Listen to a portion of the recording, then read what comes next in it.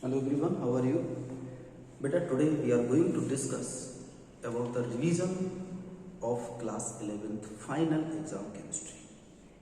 बेटा class 11th की chemistry का जब हम रिवीजन लेते हैं तो उससे पहले हमारे पास एक कंटेंट तो ऑलरेडी तैयार होता है जिसको हम लोग जानते हैं, जिसको हम लोग पहले भी पढ़ चुके हैं। उन कंटेंट्स में से कौन कौन से बेसिक चीज़ें हैं जिनको आपको आना चाहिए। तो बेटा उन कंटेंट्स को अगर हम लोग स्टार्ट करें तो सबसे पहले हमारे पास स्टार्ट होता है ऑर्गेनिक केमिस्ट्री से। ऑर्गेनिक केमिस्ट्री में नॉर्मली हाइड्रोकार्बन्स भी हमारे पास है। हाइड्रोकार्बन्स में हमें एल्केन, एल्कीन, एल्काइंस ये भी हमें देखना है। तो बेटा हाइड्रोकार्बन से हम लोग स्टार्ट करेंगे, रिवीजन डालते हैं। Revision class 11th chemistry. Okay, तो बेटा क्लास 11th केमिस्ट्री के रिवीजन में उन टॉपिक्स पर पहले बात करेंगे जो टॉपिक्स बहुत इंपॉर्टेंट हैं, और इसमें भी हम सबसे पहले बात करेंगे ऑर्गेनिक केमिस्ट्री का लेक्चर हाइड्रोकार्बन। बेटा हाइड्रोकार्बन्स में क्या क्या आपको आना चाहिए। हाइड्रोकार्बन्स में सबसे पहले आपको पता है इसकी जो क्लासिफिकेशन है that is in alkene, alkene and alkynes. Plus जो हाइड्रोकार्बन का एक लेक्चर और है जिसको हम लोग कहते हैं एरोमेटिक कंपाउंड्स। ओके, एक को कहते हैं एरोमेटिक कंपाउंड्स और एक पार्ट जो इसका है that is alkane, alkene and alkynes. तो बेटा एल्केन्स की बेसिक चीजों को रिवाइज करना है। सो आपको पता है CnH2n+2, CnH2n और CnH2n- CnH2n-2 ये हमारे पास कंपाउंड्स।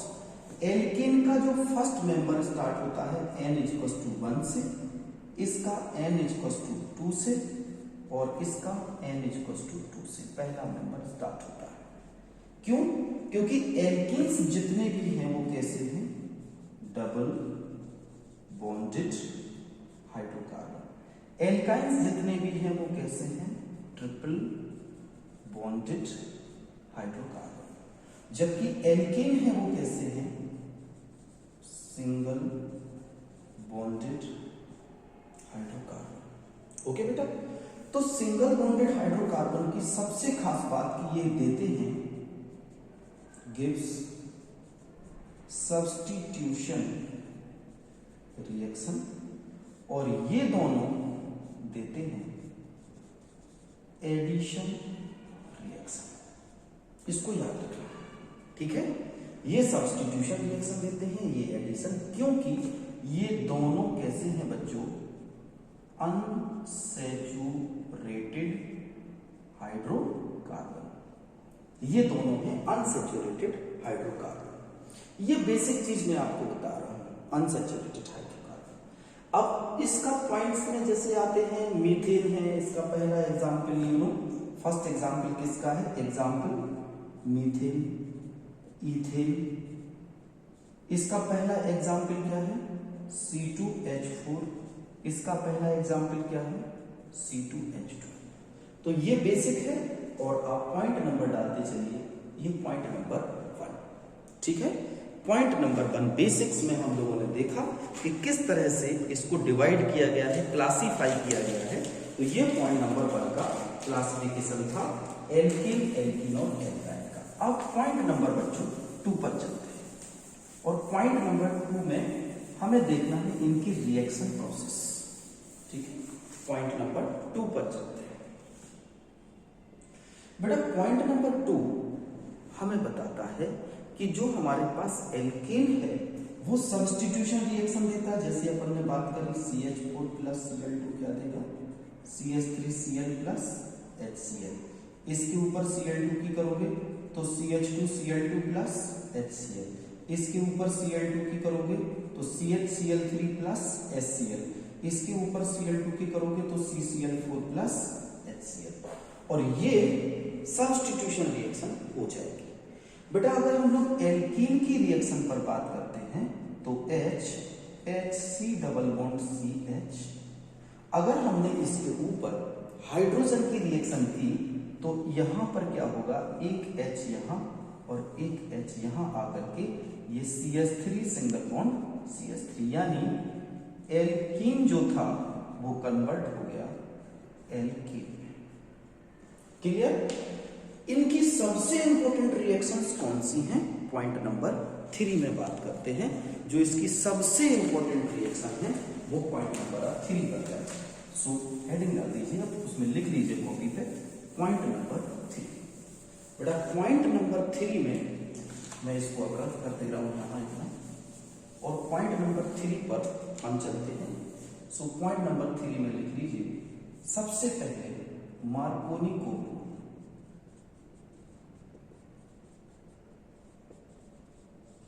मार्कोनी को रूल्स होता क्या है, ये होता है ऑन एल्कीन्स। ठीक है, एल्कीन्स के ऊपर मार्कोनी-कोव रूल्स होता है। मार्कोनी-कोव रूल्स की खास बात ये होती है कि जब भी कोई एसिमेट्रिक एल्कीन, सिमेट्रिक एल्कीन नहीं होना चाहिए, एसिमेट्रिक एल्कीन ब्रेक होता है CH3 CH double bond CH2, तो बेटा इसके दो फॉर्म बनते हैं। एक तो अगर ये बॉन्ड इधर को टूटेगा तो ये बनेगा CH3 CH प्लस और CH2 माइनस। अगर ये बॉन्ड इस तरफ को टूटा तो बनेगा CH3 CH माइनस और CH2 प्लस। बेटा अब देखना है इन दोनों में स्टेबल कौन है, जो स्टेबल होगा वही कंपाउंड बनाएगा। तो 2 डिग्री कार्बन है, ये देखो 2 डिग्री कार्बोकैटायन, और ये कितना है 1 डिग्री कार्बोकैटायन। तो ऑलवेज आपको याद रखना है कि यहां पर बन रहा है 2 degree carbocation is most stable, और 1 degree carbocation is least stable. तो यहां पर बनेगा, और अगर आपने इसके ऊपर HBr को ऐड किया, हाइड्रोजन ब्रोमाइड को, तो H क्या बनाता है पॉजिटिव और Br नेगेटिव। तो बेटा Br चला जाएगा यहां पर और H आ जाएगा यहां पर, तो जो रिएक्शन होगी वो होगी CH3 CHBr single bond CH2 to bromo propane. This is the product of Markovnikov-CoV rules. फटाफट इसको नोट कर लीजिए। ये मार्कोनी-कोव रूल्स की रिएक्शन मैकेनिज्म में भी आएगा, क्योंकि आपको ये लिखना जरूरी है मार्कोनी-कोव रूल्स की रिएक्शन मैकेनिज्म में। इट इज कंपल्सरी, इसको आपको लिखना ही पड़ेगा, तब जाकर के आपका पूरा काम बनेगा। आई होप ये आपको अच्छी तरह से समझ में आ गया होगा।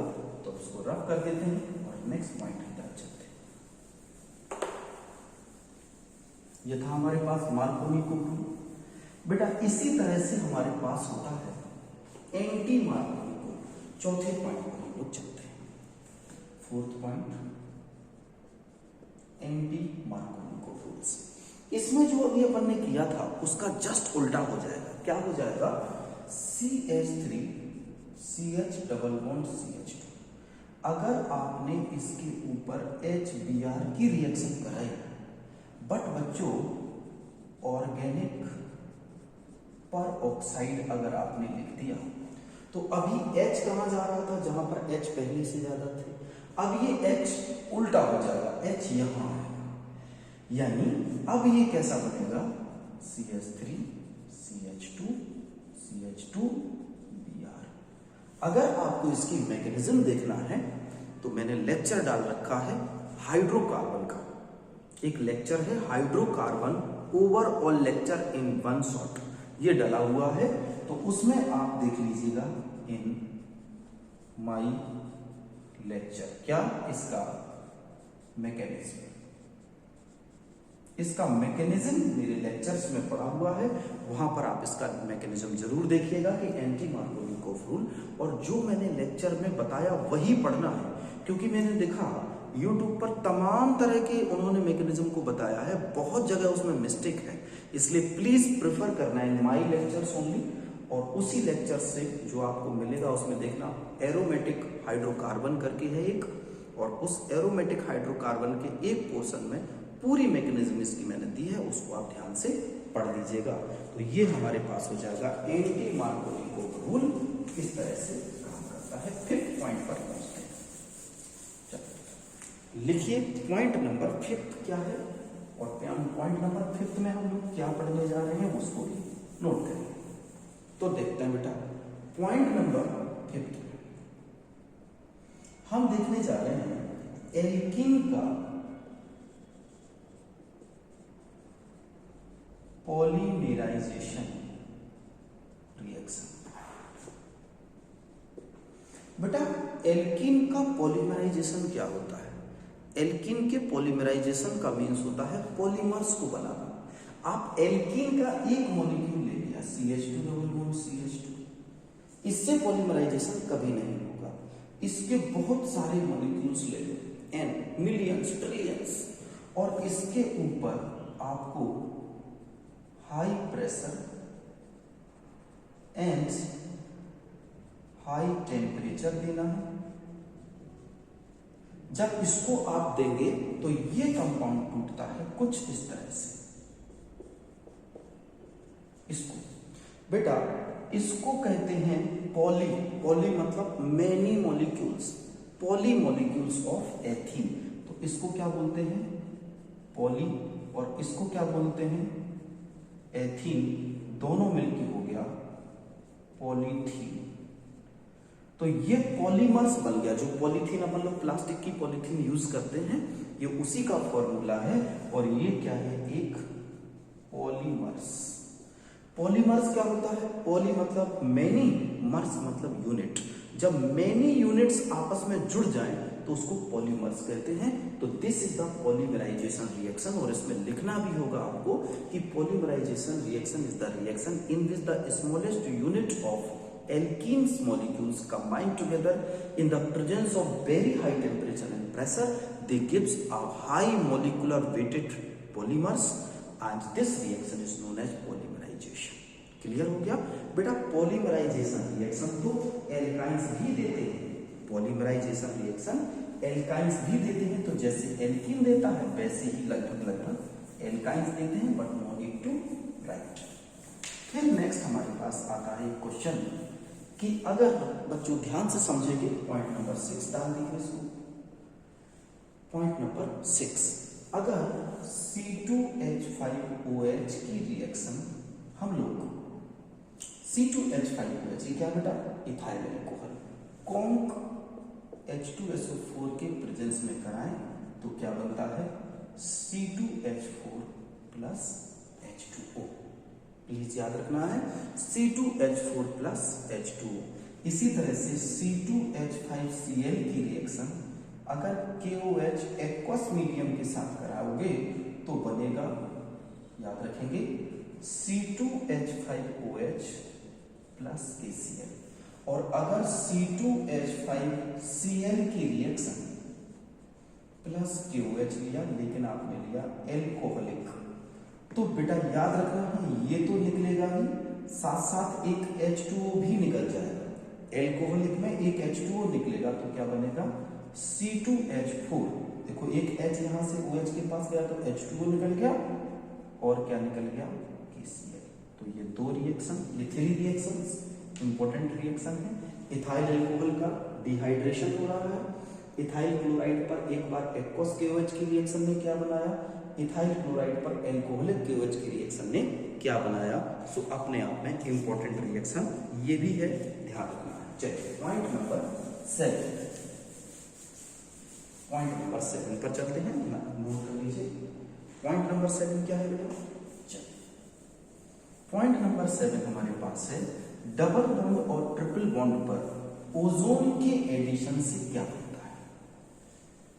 डबल बॉन्ड और ट्रिपल बॉन्ड पर ओजोन के एडिशन से क्या होता है। तो चलिए जरा देख लेते हैं कि ओजोन का एडिशन होता क्या है। पहले तो आपको ये पता होना चाहिए, इसको हम लोग बोलते हैं ओजोनेशन।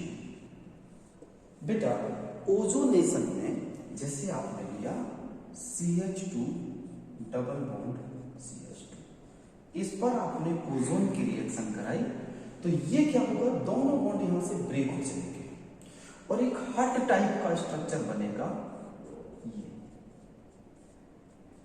इस तरह का। अगर हम इसके ऊपर जिंक को ले लें तो ये ऑक्सीजन और ये जिंक -ZnO हो जाएगा और ये इतना कंपाउंड अलग हो जाएगा। क्या बना, HCHO formaldehyde, 2HCHO, 2 molecules of formaldehyde. तो एक तो ओजोनेशन ऑफ एथीन है, ये क्या था बच्चों, एथीन, ओजोनेशन ऑफ एथीन। एक होता है बेटा ओजोनेशन ऑफ प्रोपीन। चलो जरा प्रोपीन पर बात करते हैं। ओजोनेशन ऑफ प्रोपीन क्या कहता है, बिल्कुल सेम है, कोई अंतर नहीं है, बस केवल आपको फॉर्मूला पता होना चाहिए ठीक से। तो ओजोनेशन ऑफ प्रोपीन क्या कहता है, ये हमारे पास CH3CH double bond CH2, propene ozonation कराया, CH3CH और CH2, ये दोनों बॉन्ड को आपको यहां से ब्रेक कर देना है।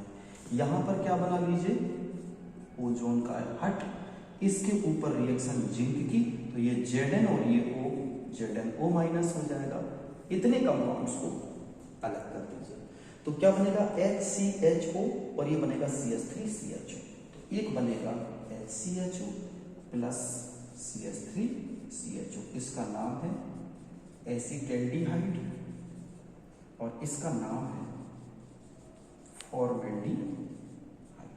तो that was the reaction of ozonation on propene. इसी तरह से ओजोनेशन ऑन ब्यूटीन भी कर सकते हो, ओजोनेशन ऑन पेंटीन कर सकते हो, तमाम तरह के ओजोनेशन रिएक्शंस आप यहां पर कर सकते हो। तो ये था हमारे पास 6 पॉइंट ओजोनेशन का। आगे बढ़ो, ओजोनेशन के बाद की रिएक्शंस देखते हैं अब कौन सी है। तो बेटा अब थोड़ी देर के लिए अपन चलते हैं एरोमेटिक कंपाउंड्स में, ठीक है बच्चों, एरोमेटिक कंपाउंड्स। तो एरोमेटिक कंपाउंड्स की रिएक्शन पॉइंट नंबर डाल दीजिए 7, पॉइंट नंबर 7, एरोमेटिक हाइड्रोकार्बन 7।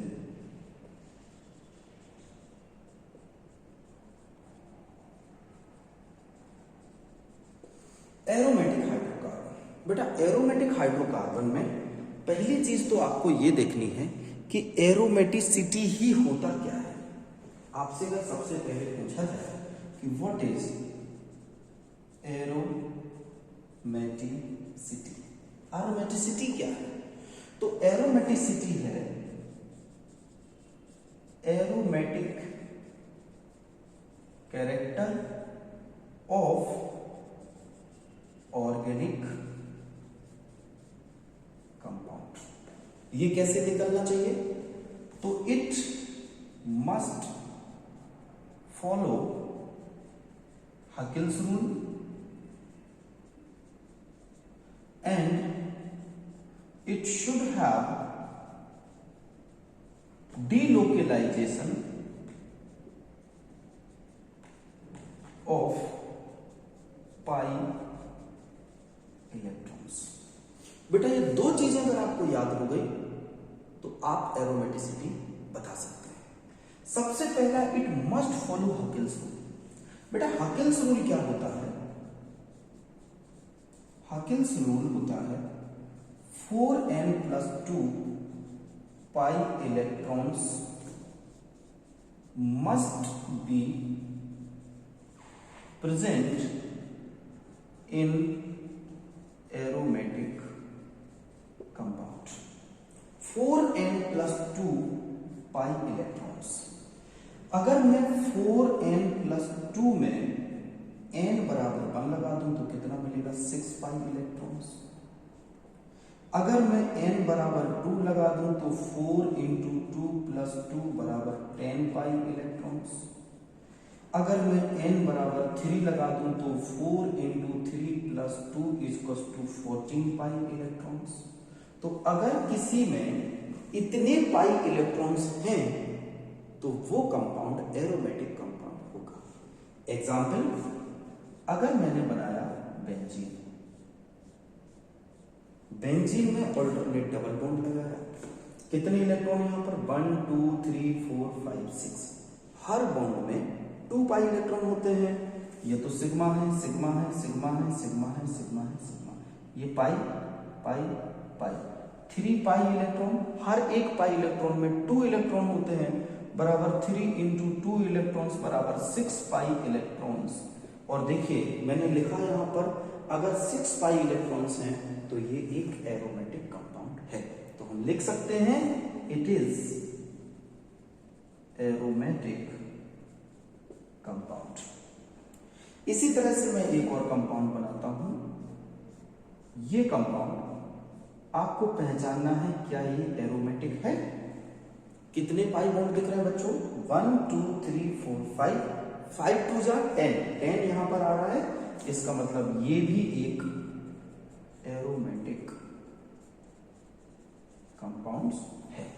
तो यहां से हमने पता किया कि एरोमेटिक कंपाउंड को कैसे बता सकते हैं कि कोई कंपाउंड एरोमेटिसिटी शो कर रहा है या नहीं कर रहा है। यहां से हम बेटा पता कर सकते हैं एरोमेटिक कंपाउंड का एरोमेटिसिटी। नेक्स्ट पर चलते हैं। अब हम लोग देख लेते हैं कुछ इंपॉर्टेंट नेम रिएक्शन। तो पॉइंट नंबर आ जाता है बच्चों 8, पॉइंट नंबर 8 डालेंगे और पॉइंट नंबर 8 में रिएक्शन नोट करिए कौन कौन सी रिएक्शन हमें पढ़नी है। तो पॉइंट नंबर 8 में important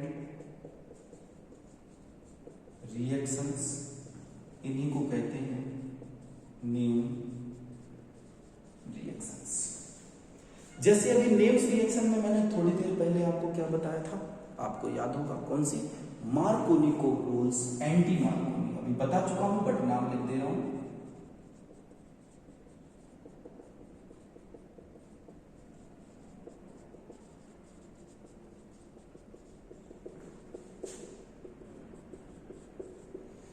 Markovnikov, anti Markovnikov rules, इसके अलावा वुड्स रिएक्शन, इसके अलावा वुड्स फिटिग रिएक्शन, इसके अलावा फिटिग रिएक्शन, इसके अलावा कोलवेज रिएक्शन, ठीक, इसके अलावा ओजोनेशन एटसेट्रा, ठीक है। और एरोमेटाइजेशन एक और है, एरोमेटाइजेशन। तो बेटा ये रिएक्शन हमारे सिलेबस में है। इन रिएक्शन को आपको ठीक से पढ़ लेना है। 3rd, 4th, 5th, 6th, 7th, 8th। बेटा ये दोनों तो मैं आपको बता चुका हूं, मार्कोनी, एंटी मार्कोनी। वुड्स फिटिग और फिटिग रिएक्शन क्या होती है? तो सबसे पहले हम लोग देखते हैं वुड्स रिएक्शन। वुड रिएक्शन होती है RH plus 2Na plus XR dry ether के प्रेजेंस में। बच्चों इतना कंपाउंड अलग निकल जाता है, 2NaX और 2 एल्काइल ग्रुप जुड़ जाते हैं, RR प्लस 2NaX।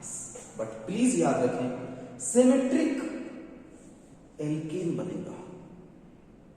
मतलब अगर आप यहां पर CH3Cl ले रहे हो तो यहां पर भी ClCH3 यानी CH3Cl ही लेना है, ठीक है, सेम लेना है। ऐसा नहीं करना CH3Cl ले लिया और यहां पर C2H5Cl ले लिया, ये नहीं बनेगा। क्योंकि इससे अगर आपने एसिमेट्रिक एल्केन बनाया तो इतने सारे कंपाउंड्स का मिक्सचर बनता है कि उनको सेपरेट करना पॉसिबल नहीं होता।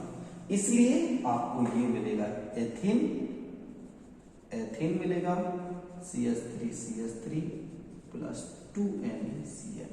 तो हमेशा याद रखना वुड्स रिएक्शन एसेमेट्रिक एल्केन नहीं बनाता, सिर्फ क्या बनाता है, symmetric alkene.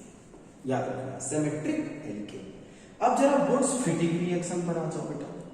Woods fitting reaction क्या होती है, दिखाता हूं आपको वुड्स फिटिंग रिएक्शन कैसे लिखते हैं। तो बेटा वुड्स फिटिंग रिएक्शन में हमें लिखना है एक RX plus 2Na plus X और एक लिख देना है बेंजीन और इसको अलग कर देना। मतलब एक एल्काइल के साथ X था, अब बेंजीन के साथ X, तो यहां पर क्या बनेगा, हमारे पास बेटा टोलुइन R और ये जुड़ जाएगा, R बेंजीन के साथ चला जाएगा प्लस क्या 2NaX। This compound will separate. अब बेटा इसमें हम फॉर्मूला लगाते हैं CH3Cl plus 2Na plus chlorobenzene, ये लगाया, इतना हमने अलग किया, ये बन गया हमारे पास टोलुइन प्लस 2NaCl। बच्चों याद रखना है ये रिएक्शन में आपको ड्राई ईथर Na को कंट्रोल करने के लिए डालना होता है, ड्राई ईथर Na को कंट्रोल करने के लिए डालना होता है। तो ये रिएक्शन हमारे पास वुड्स फिटिंग रिएक्शन है। अब हम तीसरी बात करते हैं केवल fitting reaction.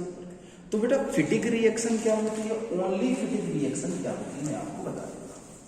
If you want to write only Fittig reaction की सर प्लीज फिटिंग रिएक्शन केवल बता दीजिए, तो देखो फिटिंग रिएक्शन बच्चों क्या होती है, आपको दोनों बार क्लोरोबेंजीन, हेलोबेंजीन है प्लस हेलोबेंजीन, दोनों बार लेना है और इसको अलग कर देना है 2NaCl।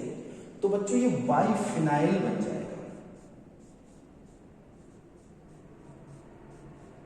इसको क्या बोलते हैं, बाइफिनाइल बन जाएगा। और इसमें भी ड्राई ईथर यूज करना है, तो अकेला अगर फिटिंग रिएक्शन आ जाए तो आपको दोनों तरफ बेंजीन यूज करना है। वुड्स फिटिंग आ जाए तो एक तरफ एल्काइल हैलाइड, एक तरफ बेंजाइल हैलाइड यूज करना है। और वुड्स आ जाए तो दोनों तरफ RX alkyl halide, alkyl halide. Dry ether का इसमें भी प्रेजेंस देना है, ड्राई ईथर का इसमें भी प्रेजेंस देना है, तो बाइफिनाइल बनेगा। ये हमारे पास फिटिंग रिएक्शन है। आई होप ये आपको क्लियर हो गई होगी। फिटिंग के बाद ओजोनेशन मैंने बता दिया, कोल्बे और एरोमेटाइजेशन मैं आपको बताता हूं कि कोल्बे रिएक्शन कैसे करते हैं और एरोमेटाइजेशन रिएक्शन कैसे करते हैं। चलो सबसे पहले देख लेते हैं कोल्बे रिएक्शन। तो कोल्बे रिएक्शन को कैसे किया जाता है जरा समझो आप बेटा। कोल्बे जो रिएक्शन है और ये है electrolytic decomposition of carboxylic acid salt या कार्बोऑक्सिलिक ऑफ सॉल्ट ऑफ कह दो, सॉल्ट ऑफ कार्बोऑक्सिलिक कंपाउंड। तो electrolytic decomposition of salt of carboxylic compound, इसमें बेटा क्या करते हैं, अगर आपने ले लिया CH3COONA, ये कार्बोक्सिलिक एसिड का कंपाउंड है, इसके ऊपर इलेक्ट्रिक करंट पास किया एक्वस मीडियम में, तो बनेगा 2CH3COO minus plus 2Na plus, इसमें से -2 इलेक्ट्रॉन कर दो तो बनेगा 2CO2 माइनस हो जाएगा, -2CO2 और C2H6Ni2NO2 पर मिल जाएगा। तो ये है एल्केन, यानी आपने क्या बनाया, फॉर्मेशन ऑफ एल्केन।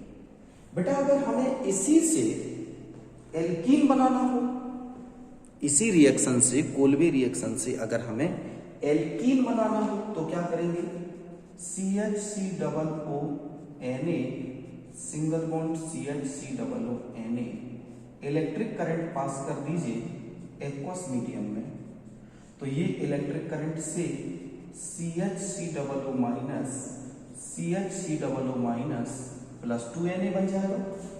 इसमें से -2 इलेक्ट्रॉन अगर आप करेंगे तो -2CO2 plus CH2 double bond CH2, ये क्या बन जाएगा, एथीन बन जाएगा, यानी formation of ethene by Kolbe reaction. तीसरे नंबर पर बच्चों चलो, formation of ethyne by Kolbe reaction. तो इथाइन को कैसे बनाएंगे कोल्बे रिएक्शन से, तीसरा पॉइंट देख लेते हैं, formation of ethyne by Kolbe reaction.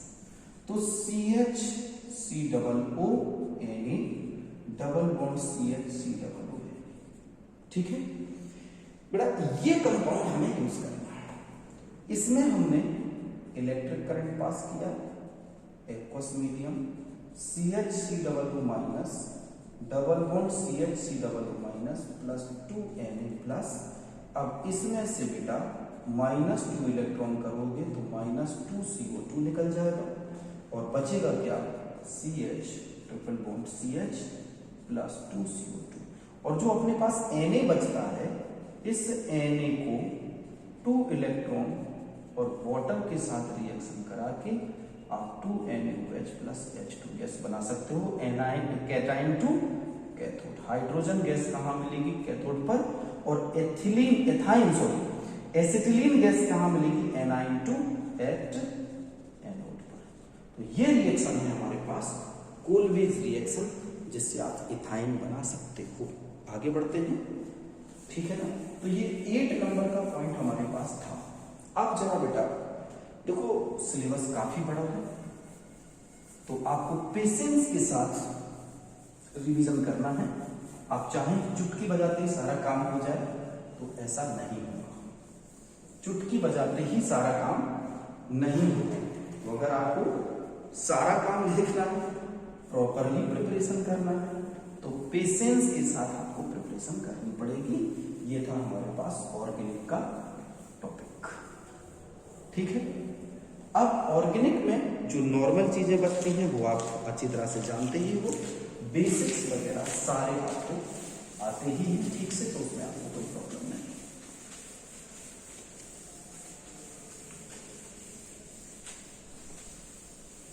ठीक है। अब बेंजीन पर ortho para Meta directing group, ये सब आपको आते होंगे अच्छी तरह से, ठीक है। ये सारे आपको तैयार कर लेंगे। अब बेटा हम लोग बात करते हैं जरा इनऑर्गेनिक केमिस्ट्री पर। S block element and P block elements पर। तो बच्चों एस ब्लॉक एलिमेंट में आपके सिलेबस में फर्स्ट ए ग्रुप है और सेकंड ए ग्रुप है। तो फर्स्ट ए ग्रुप में क्या क्या है आपके पास, H Li Na K Rb CS Fr।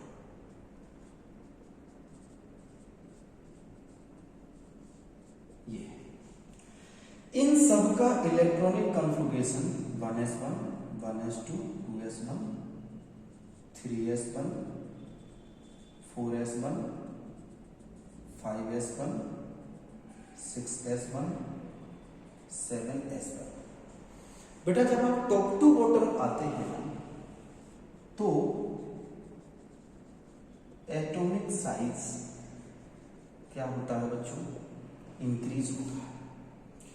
Atomic size increase क्यों होता है, due to increasing of atomic number and number of cells on moving down in the group। जब आप नीचे आते हो तो नंबर ऑफ सेल्स बढ़ती है, एटॉमिक साइज भी बढ़ता है। तो बेटा यहां पर एटॉमिक साइज बढ़ेगा, इलेक्ट्रोनेगेटिविटी कम हो जाएगी and ionization potential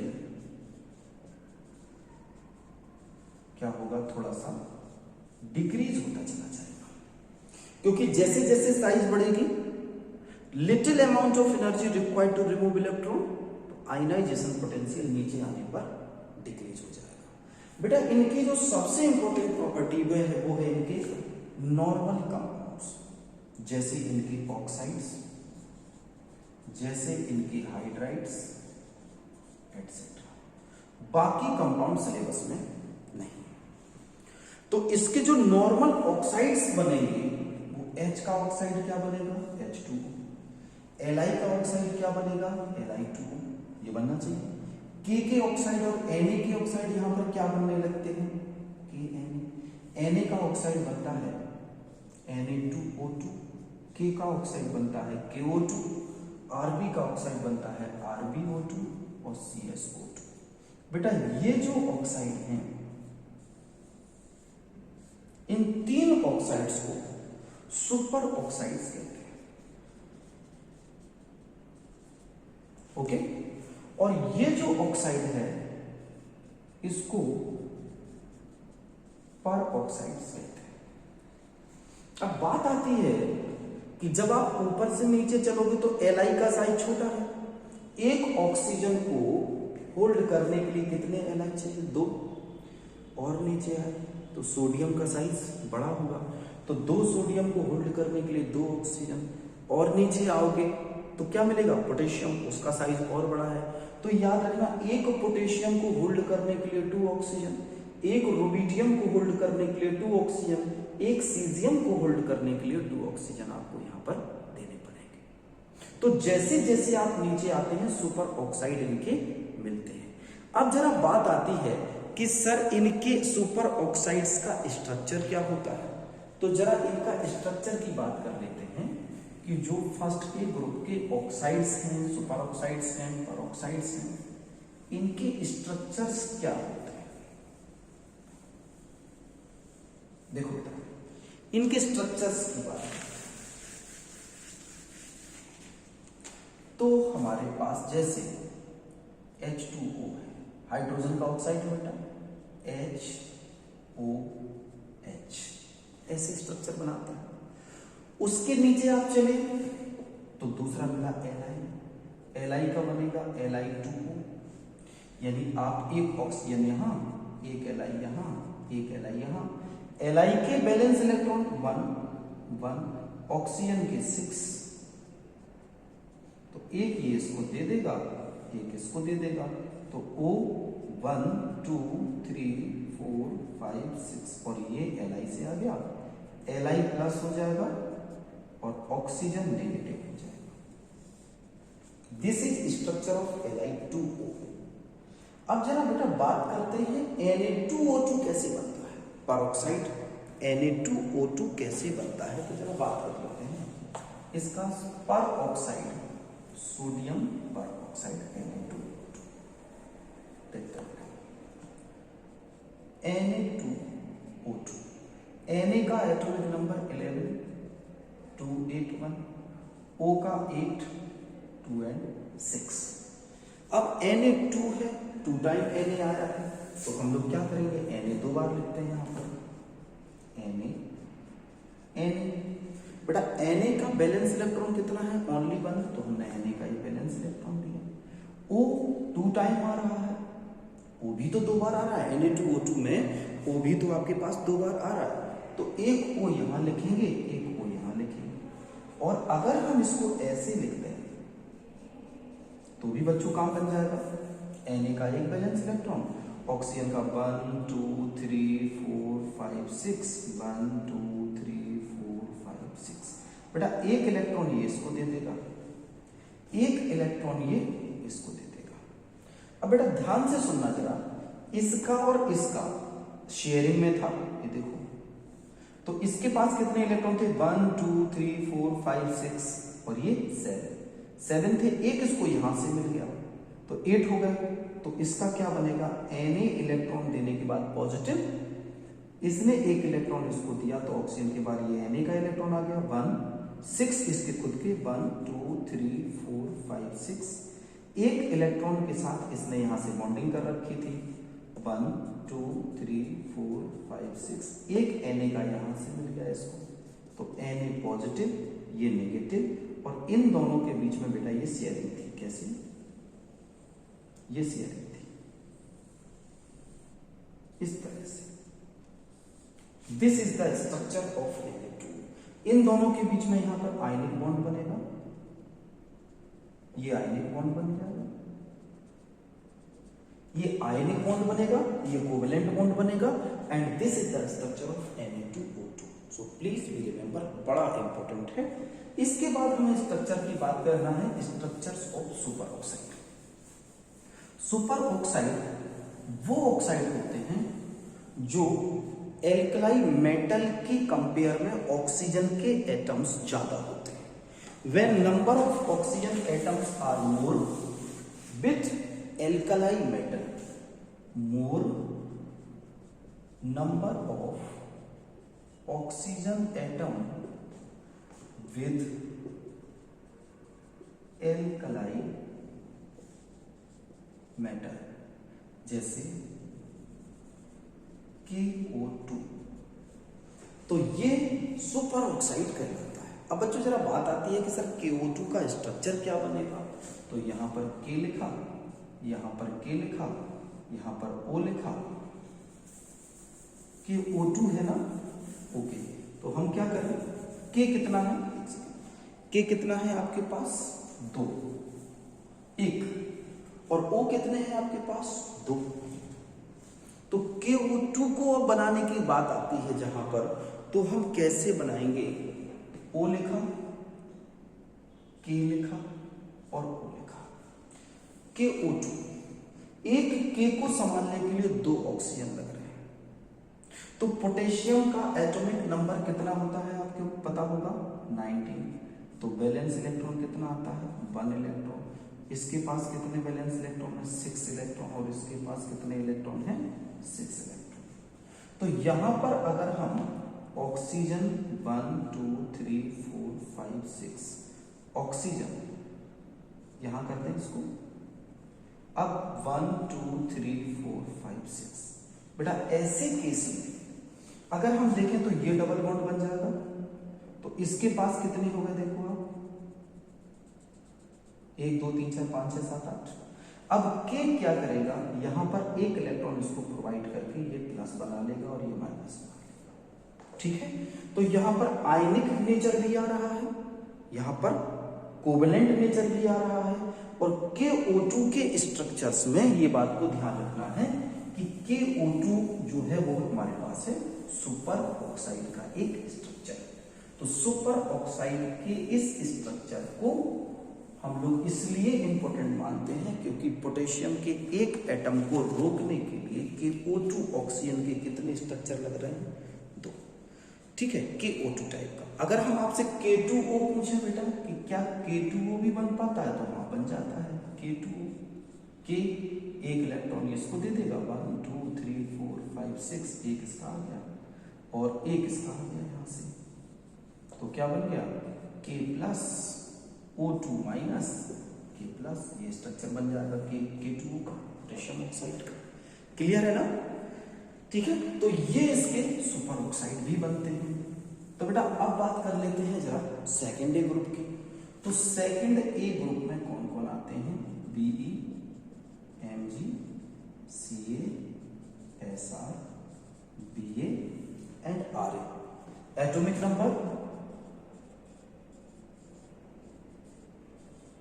these are the atomic numbers electronic configuration 1s2 2s2 इसका 3s2 इसका 4s2 5s2 6s2 7s2 5s2 6s2 7s2 बेटा यहां पर बेरिलियम और यहां पर लिथियम ये दोनों अपने ग्रुप में एनॉमलस बिहेवियर शो करते हैं बात यहां पर आती है कि सर एनॉमलस बिहेवियर क्या होता है, एनोमलस बिहेवियर कैसे शो करते हैं।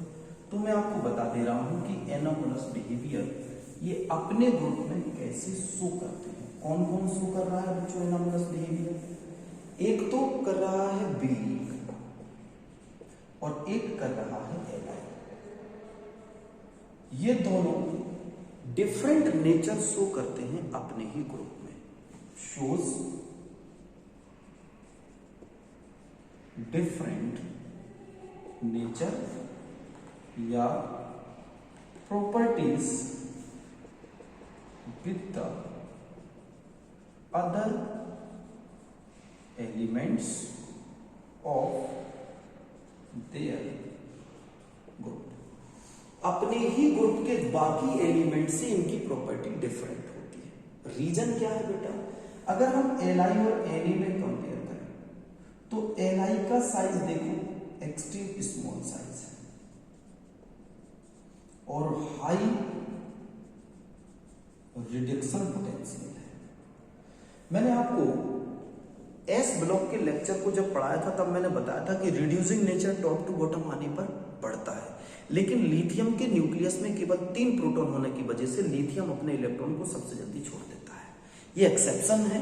तो लिथियम का हाई रिडक्शन पोटेंशियल है, ठीक है, जल्दी इलेक्ट्रॉन को छोड़ता है, स्मॉल साइज है, मेटेलिक कैरेक्टर बहुत ज्यादा नहीं है, नॉन मेटेलिक कैरेक्टर इसके पास थोड़ा सा है। इसी तरह से बेरिलियम की बात करें तो ये भी अपने ग्रुप में एनोमलस बिहेवियर शो करता है, क्योंकि बेरिलियम एक एम्फोटेरिक मेटल है, मेटल की तरह ये काम नहीं करता है। एज कंपेयर टू मैग्नीशियम इसके पास मेटेलिक कलर प्रॉपर्टी बहुत कम है, नीचे आने पर ये बहुत मेटेलिक हो जाते हैं, इसके पास मेटेलिक कैरेक्टर बहुत कम है, कोवलेंट टाइप के कंपाउंड बनाता है जैसे BeCl2। सो यहां पर इन दोनों का नेचर याद रखना है। एनोमलस बिहेवियर एनसीईआरटी के अकॉर्डिंग आप जरूर एक बार रीड करें उससे। तो anomalous behaviour of beryllium and magnesium in their respective group, इस बात को याद रखना है। आगे बढ़ते हैं बेटा, और आगे बढ़ते हैं तो हम एक चीज और बताएंगे आपको कि जो फर्स्ट ग्रुप के एलिमेंट हैं उनकी हाइड्रेशन एंथैल्पी क्या होती है। Hydration enthalpy of first A group.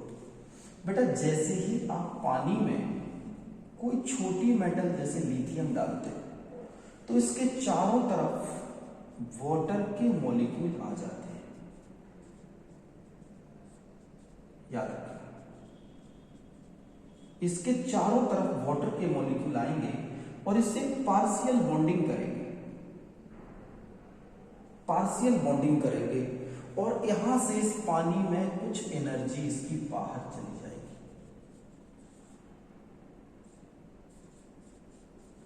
Energy क्या होगी बच्चों? आउट। और जो एनर्जी बाहर गई उसने इस पूरे कॉम्प्लेक्स को कैसा बना दिया? स्टेबल। क्योंकि आप जानते हो कि ज्यादातर कंपाउंड एनर्जी को लॉस करके कम एनर्जी वाली पोजीशन पर बहुत स्टेबल होते हैं। तो hydration enthalpy Li Na K Rb Cs में ऊपर की तरफ इंक्रीज होगी due to small size of high electropositive metal. तो जैसे ही आप ऊपर की तरफ जाएंगे जो मेटल छोटी साइज का होगा वो वाटर के साथ ज्यादा कंबाइंड होने की कोशिश करेगा, लार्ज साइज वाला पानी के ऑक्सीजन के साथ अट्रैक्शन क्रिएट नहीं कर पाएगा। इसलिए हाइड्रेशन एंथैल्पी नीचे से ऊपर जाने की तरफ बढ़ती है और मोस्ट हाइड्रेशन एंथैल्पी Li की होती है और सबसे कम Cl की होती है। हाइड्रेशन एंथैल्पी है क्या? The amount of energy release when a little small amount sized small sized element of first group connect या come in the contact of water molecule. तो इसका O इलेक्ट्रोड नेगेटिव है और इसका Li इलेक्ट्रोड पॉजिटिव है, तो इसके negative और इसके पॉजिटिव के बीच में अट्रैक्शन फोर्स क्रिएट होता है, एनर्जी बाहर जाती है और जो एनर्जी आउट होती है उसी को हाइड्रेशन एंथैल्पी कहते हैं। तो बेटा यहां पर याद रखना है कि हाइड्रेशन एंथैल्पी का रोल क्या होता है, ये अपने आप में एक बहुत ज्यादा इंपॉर्टेंट टॉपिक था। तो ये पूरा हमारे पास 10th नंबर में आपने डाला था, उसके आगे लिखते चले जाइए 10th 11th 12th as you wish. आपको बेटा आयनाइजेशन पोटेंशियल की अगर अपन बात करें पी ब्लॉक के एलिमेंट में, carbon, silicon, germanium, tin, lead, अगर तो इसका क्या आएगा 1s2 2s2 2p2, इसका क्या आएगा 3p2, इसका क्या आएगा 4p2 एक्सेट्रा, इस तरह से चलता जाएगा। तो बेटा जब आप ऊपर से नीचे आते हो तो d ऑर्बिटल का प्रेजेंस भी आपको मिलेगा। कार्बन में नो d ऑर्बिटल, ठीक है। सिलिकॉन का जरा 14 का बना 1s2 2s2 2p6 3s2 3p2 2 2 4 6 4 2 12 13 14, silicon में भी नो d ऑर्बिटल। लेकिन जब आप जर्मेनियम का बनाओगे तो जर्मेनियम, टिन और लेड में प्रेजेंस है d ऑर्बिटल। और बेटा जब किसी इलेक्ट्रॉनिक कॉन्फ़िगरेशन में d ऑर्बिटल आ जाता है तो d ऑर्बिटल बहुत अच्छा शील्ड नहीं कर पाता है न्यूक्लियस के एट्रैक्शन को। तो जो न्यूक्लियस एट्रैक्शन लगाता है इलेक्ट्रॉन के ऊपर वो d में से पेनिट्रेट हो जाता है और उसके नेक्स्ट वाले s को अपनी तरफ खींच लेता है। इसको कहते हैं इनर्ट पेयर इफेक्ट। इस इफेक्ट को क्या कहते हैं? Inert pair. Inert pair effect क्या होता है? d and f orbitals are not good. क्या? Shielding effect.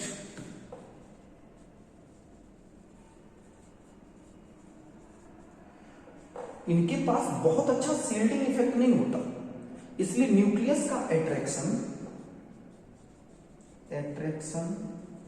Of nucleus goes to the next s orbital, और ये s ऑर्बिटल पर जाएगा। सो बेटा ध्यान रखना, अपन कहते हैं ना टॉप टू बॉटम आने पर साइज बढ़ता जाएगा, बढ़ता तो जाएगा, लेकिन इन तीन में कार्बन से सिलिकॉन का बहुत बड़ा साइज होगा, लेकिन सिलिकॉन से जर्मेनियम का उतना नहीं होगा, जर्मेनियम का टिन पर और टिन का लेड पर उतना ज्यादा साइज नहीं होगा जितना बढ़ना चाहिए, क्योंकि यहां पर इनर्ट पेयर इफेक्ट लगेगा। अगर आप इसको डिटेल से देखना चाहते हो तो पी ब्लॉक का मैंने जो वीडियो डाला है उसमें इनर्ट पेयर इफेक्ट जरूर आप पढ़ लीजिएगा, आपको बहुत मददगार साबित होगा। नेक्स्ट पॉइंट पर चलते हैं। 12th नंबर पॉइंट 11 था। 12th नंबर पॉइंट पर हमें क्या पढ़ना है, तो चलिए आइए देखते हैं। 12th नंबर पॉइंट पर हेडिंग आप डाल दीजिए बॉन्डिंग इन कार्बन कंपाउंड्स। तो बेटा कार्बन फैमिली के कंपाउंड अपन पढ़ रहे हैं। कार्बन फैमिली के कंपाउंड्स में पी ब्लॉक के एलिमेंट्स में आपको मालूम है बेटा कि कार्बन के पास एक स्पेशल टेंडेंसी होती है जिसको हम लोग कैटिनेशन प्रॉपर्टी कहते हैं। आप में से बहुत सारे बच्चों ने कैटिनेशन प्रॉपर्टी सुनी होगी, जानते भी होंगे। कैटिनेशन प्रॉपर्टी अगर मैं आपसे पूछूं कि चलो बताओ कैटिनेशन प्रॉपर्टी क्या होती है, तो कौन बताएगा? जानते हो कि नहीं जानते हो कैटिनेशन प्रॉपर्टी? तो ये होता है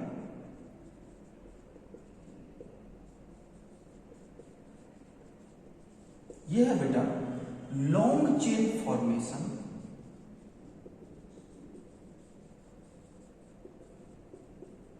प्रॉपर्टी ऑफ कार्बन। ये केवल नॉट लॉन्ग चेन, अकेली लॉन्ग चेन नहीं बनाता, इसके अलावा साइक्लिक कंपाउंड भी बनाता है, एरोमेटिक कंपाउंड भी बनाता है, एटसेट्रा। तो ये कार्बन की एंथैल्पी की वजह से आता है। ऑर्गेनिक केमिस्ट्री के जो कार्बन फैमिली का जो लेक्चर पढ़ा हुआ है बेटा, उसमें देखना आपको कैटिनेशन प्रॉपर्टी का बहुत डिटेल मिलेगा। अब जरा हमें बात करना है कार्बन की बॉन्डिंग की। टॉपिक नंबर 13 बॉन्डिंग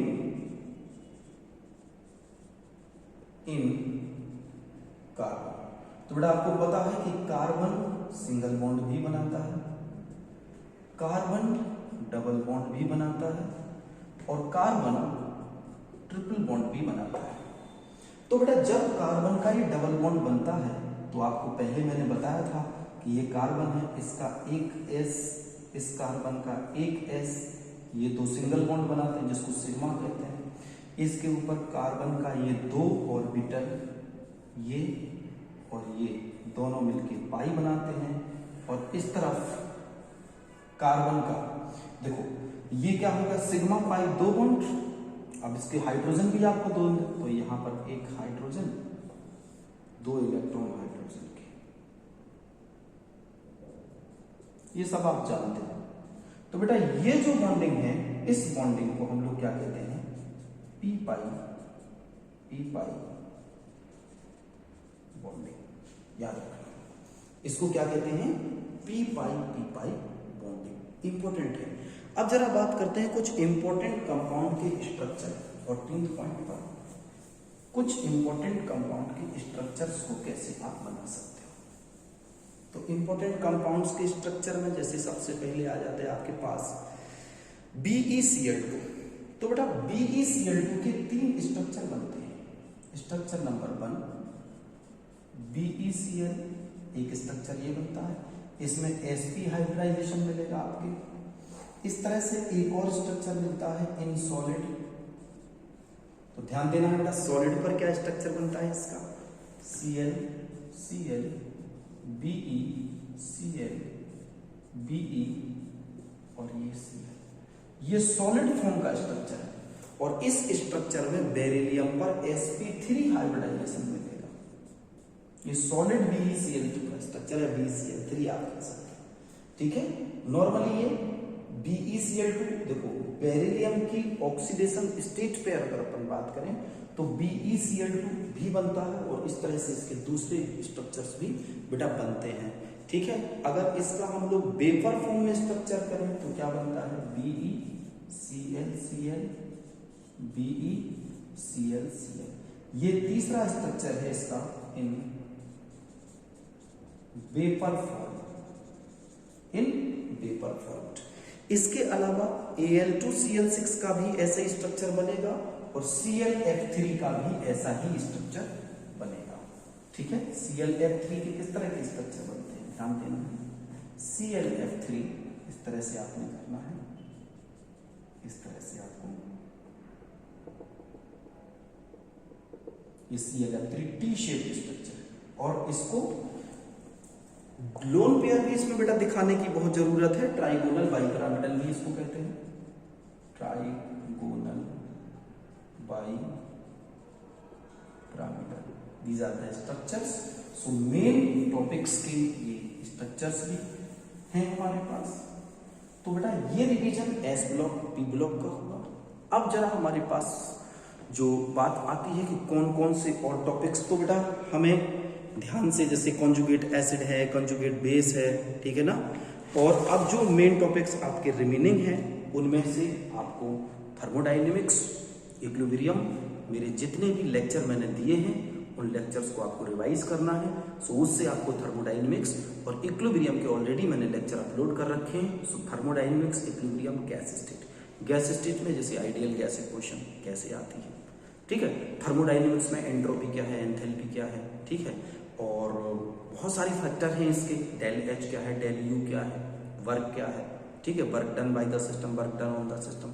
तो बेटा आप मेरे थर्मोडायनेमिक्स के दो लेक्चर्स ही केवल हैं, उनमें बहुत कुछ कंटेंट मिलेगा अभी, और बाकी लेक्चर भी बाद में आपको दूंगा, लेकिन अभी आपके लिए सफिशिएंट है। एंड इक्विलिब्रियम के भी सारे लेक्चर्स पड़े हुए हैं, तो उससे आप जाकर के तैयारी करिए। ऑल द बेस्ट, बहुत बहुत शुभकामनाएं। Thank you.